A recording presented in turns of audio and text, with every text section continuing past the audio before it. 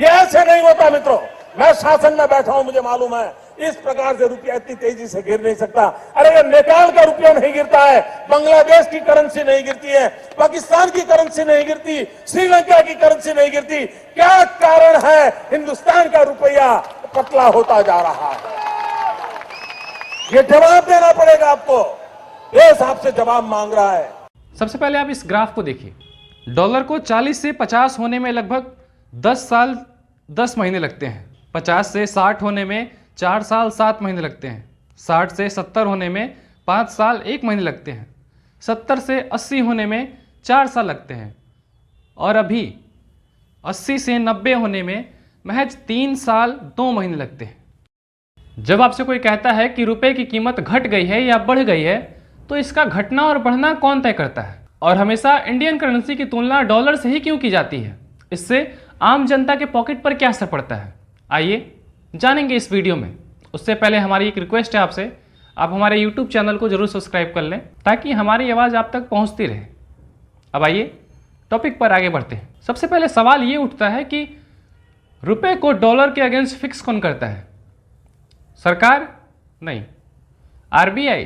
बिल्कुल नहीं।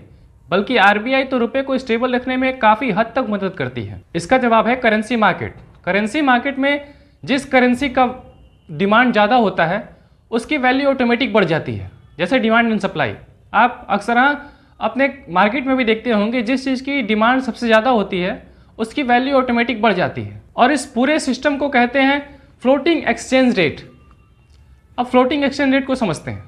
जैसे कि मान लीजिए कि सरकार और आरबीआई ने मिलकर 1 रुपये की कीमत $60 तय कर दी है।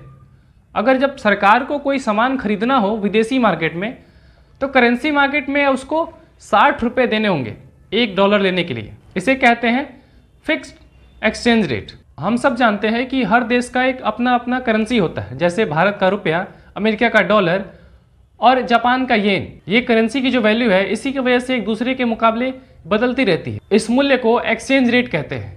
अब आइए एक्सचेंज रेट के बारे में समझते हैं। एक्सचेंज रेट ये तय करती है कि एक देश के मुद्रा को दूसरे देश के मुद्रा के बदले कितना लिया जाना चाहिए। जैसे स्टॉक को खरीदने के लिए स्टॉक मार्केट की जरूरत पड़ती है, वैसे ही करेंसी को एक्सचेंज करने के लिए फॉरेन एक्सचेंज मार्केट होता है। अब उदाहरण के तौर पे समझते हैं कि यदि भारत को अमेरिका से कुछ चीज़ें खरीदनी है तो उसे डॉलर की आवश्यकता पड़ेगी। तो भारत कहाँ जाएगा? भारत अपना रुपया लेकर जाएगा फॉरेन एक्सचेंज मार्केट में। वहाँ पे वो पैसा दे करके वहाँ से डॉलर लेगा और डॉलर लेने के बाद वो फिर अमेरिका से व्यापार करता है। अब मान लीजिए कि भारत को आज के डेट में यदि कोई सामान खरीदना होगा तो भारत यहाँ से 90 रुपये लेके जाएगा फॉरेन एक्सचेंज मार्केट में, तब जाके वहाँ पे कोई $1 बनेगा और वहाँ से वो कोई सामान खरीद सकता है।